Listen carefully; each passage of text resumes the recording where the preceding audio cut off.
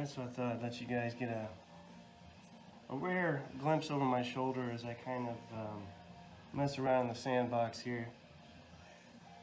And I've been running through some ideas in my head and getting some stuff, but meshing it all together is another thing. And yeah, so small unit action, mostly infantry. I've got a sizable portion of this blown up old school tactical board, and Shane's probably going to kill me because I'm not using it for what it's intended to be used for, but I am using it.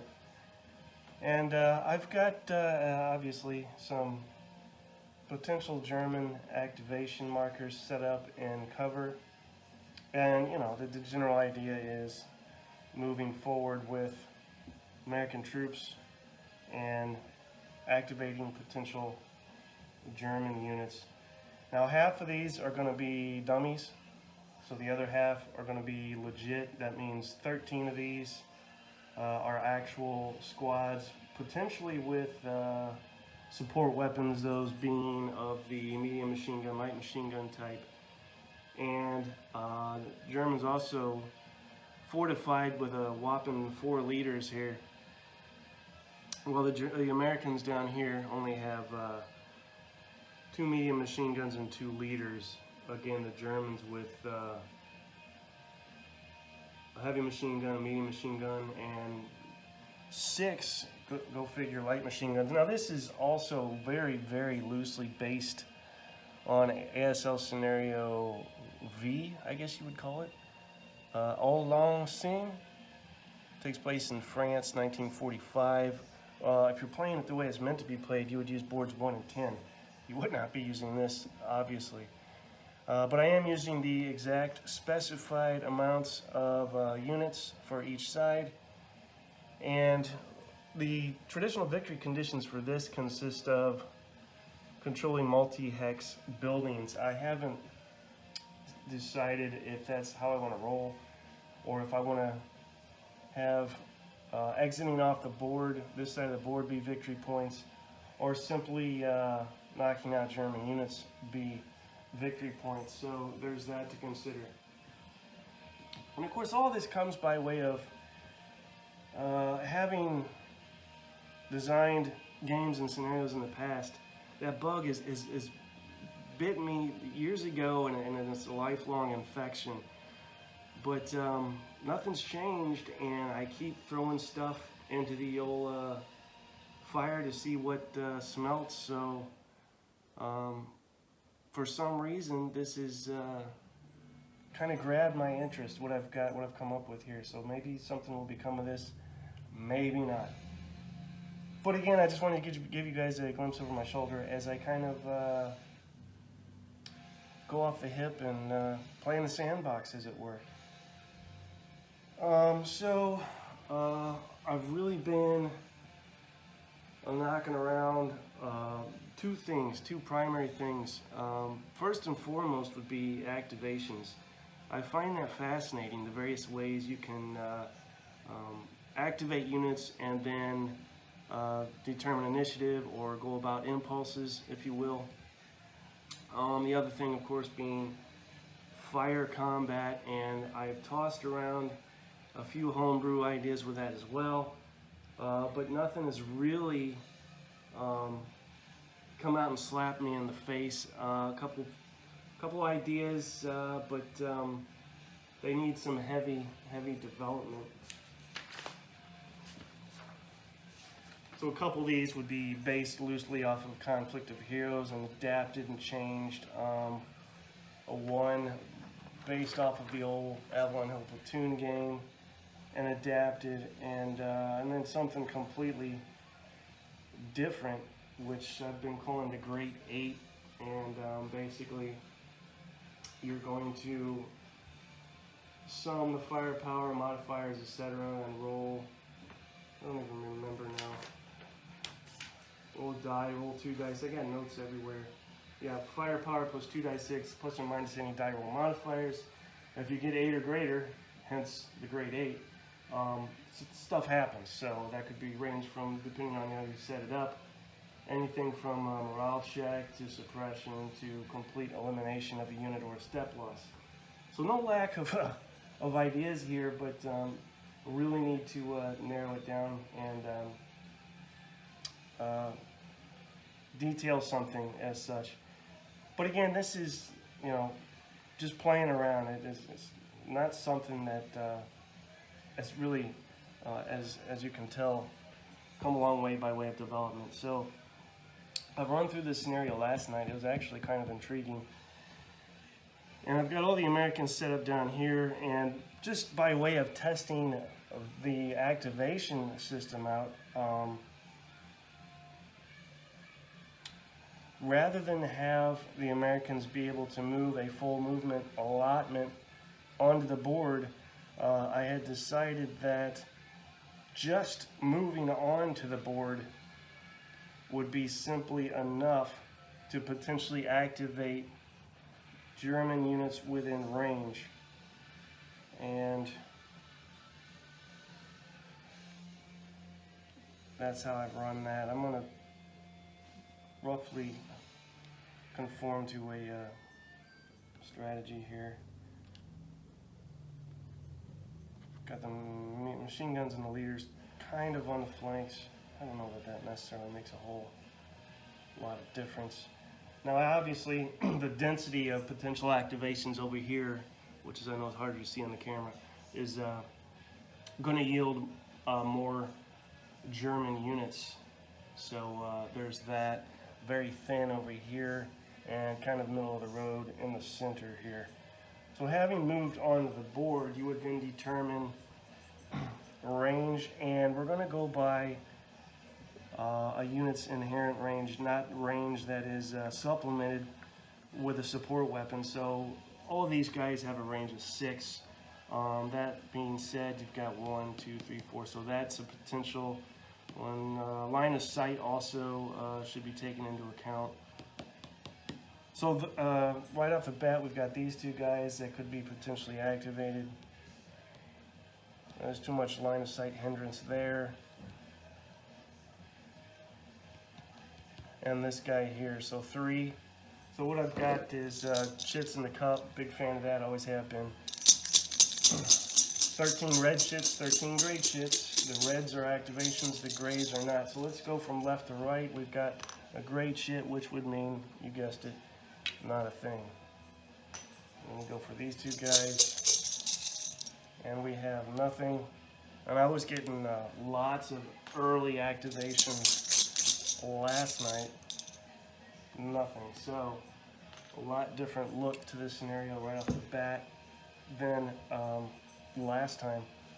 I got at least 2 of those 3 were activations last time. So the majority of these stinkers are going to be, again, probably in the city or further back. Since there were no activations, and obviously we have movement points remaining, I'm going to continue to move up until, again, I come within range of a German unit. Well, let's see.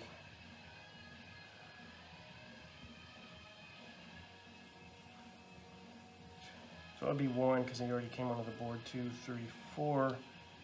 Let's stop right there.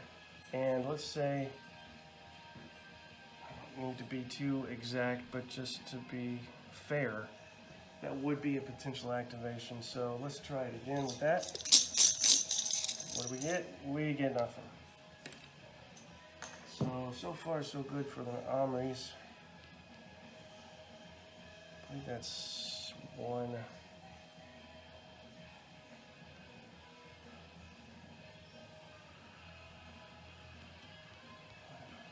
Up there. 4.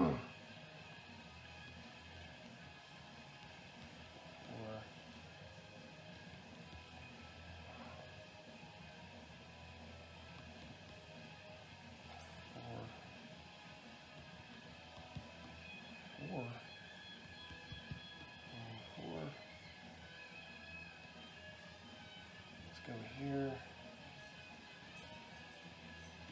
Let's stack here.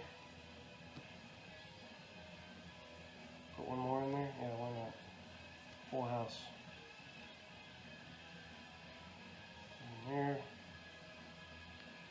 put this guy here. Now that we've done our full movement allotment, and the key word being movement, they have been moving, so there's going to be a modifier there if the Germans activate and then are able to subsequently fire. So let's, I think there's anything over here. By line of sight, there is nothing. I've got two off camera here, potential activations. There's nothing going on here. 1, 2, 3, 4, 5, 6. Yeah, so this could be a potential activation here. We'll draw a shit. And that is a live, that's a live one. But before we do that, let's finish off. There's another potential. That's a live one. Obviously this guy here. And then you have to ask yourself, well, if you do have an activation, for instance, these two activated, would you then say adjacent potential activations would need to be drawn for? I don't know. That's a good question. Like I say, there's a lot of things to be worked out with this stuff. That's a no-no. What's that guy? He's a no-no.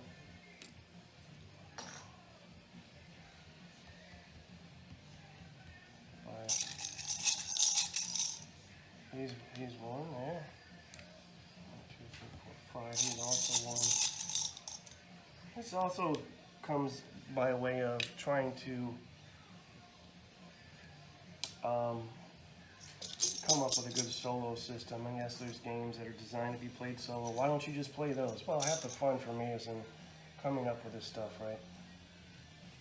And then this guy. And again, we're going by inherent range and line of sight. So like I thought, there's going to be a lot of stuff going on there. Too far. Alright, that's it. So now we randomly determine, I have them again set up off camera here. 5 squads without support weapons and leaders, and 5 squads with support weapons, one of those being a leader, and then 3 squads with support weapons and leaders. And there's no hard way to do this, just let's go 1, 2, 3, 4, 5, 6. 1, 2, 3, 4, 5. So that would be squad and a light machine gun here. Let's roll again.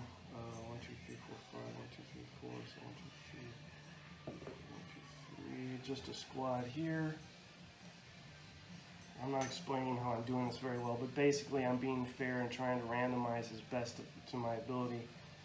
The selection of available potential German troops here, 1, 2, 3, 4, 1, 2, 3, 4, so that's 1, 2, 3, 4. 1, 2, 3. Let's do it like that. Okay, another just squad. Now we'll look at that. Now we get 1, 2, 3 there. Now we get a squad and a light machine gun. Obviously these guys probably more spread out than they would be typically. 1, 2, 3, 4, 5, 6. So I don't think they get, no, they did not. They didn't get any of the medium or heavy machine guns or any leaders, so that's bad for them, good for us, right? Now we have to determine who can fire, and the Americans having already done their thing, we're going to say they are done until the Germans that can fire have finished firing. What about this guy here? And for brevity's sake, I'm going to go ahead and use ASL fire combat system. So this guy is 4, 5, 6, 7. Let's go in here. There's of course no 7 column. We go to the 6. And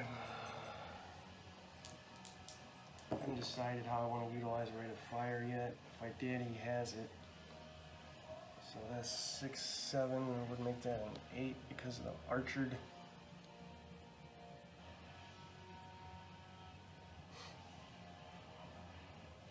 And that's going to be, would be a pin task check, but already done moving anyway, so that's kind of a moot point.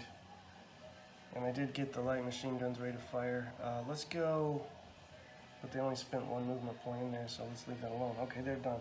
How about this guy? What's he going to do? He's going to go 1, 2, 3, 4, 5. Obviously, he's going to go here, right? So that's 4 coming into.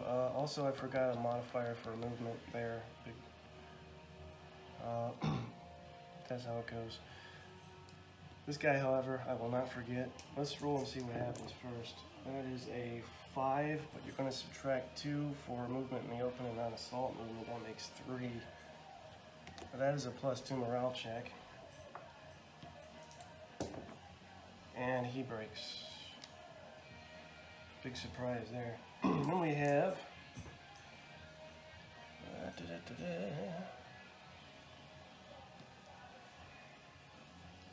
Again, you can group fire, but choosing not to. Couldn't tell you why. I just am 1, 2, 3. He's obviously so 4 again. Coming into this thick hex.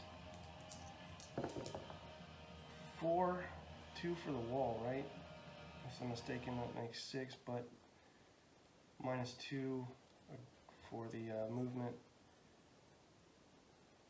But that's not assault movement, so it's really 4,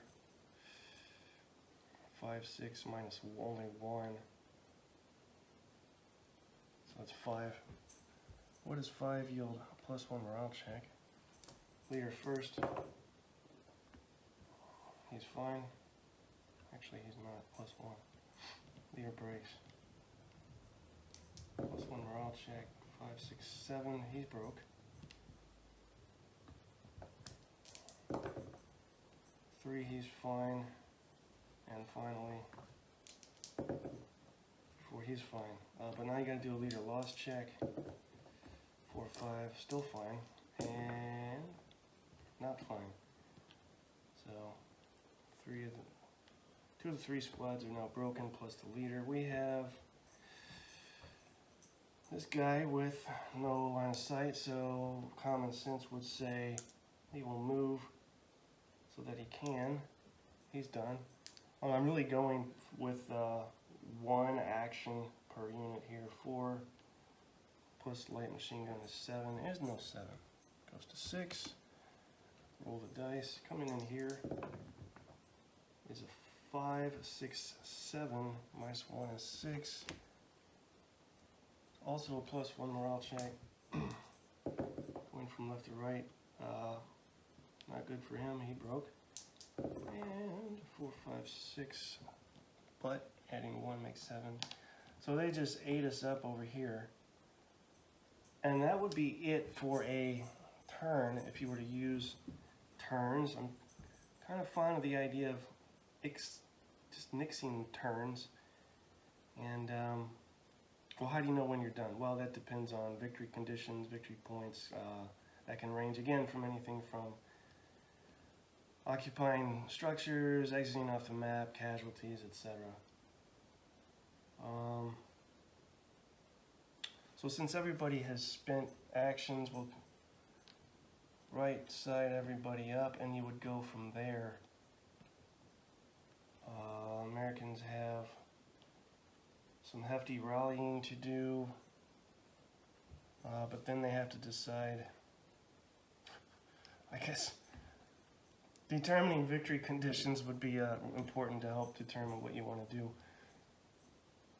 I suppose the easiest thing to do would just say casualty points, but still haven't decided.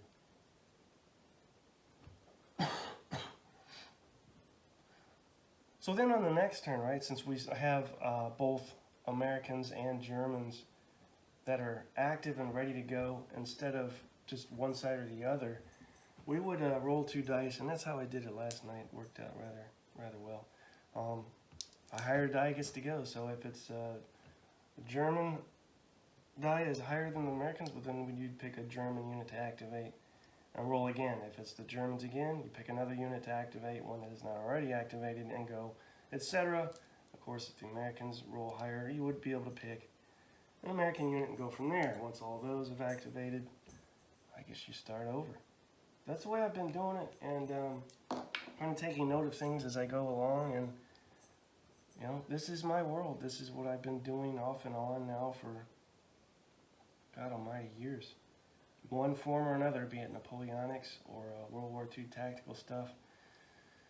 Kind of sandboxing things and seeing what I can come up with, and so far I'm liking this. It's not anything elaborate or extravagant, but it's working and it's fun. So that's two signifiers that are jumping out at me. All right, so just a quick update. I was able to upgrade to the fastest internet possible. I also obtained a router and a modem, one of the best you can get on each of those. And according to the tracking, I have a webcam coming tomorrow.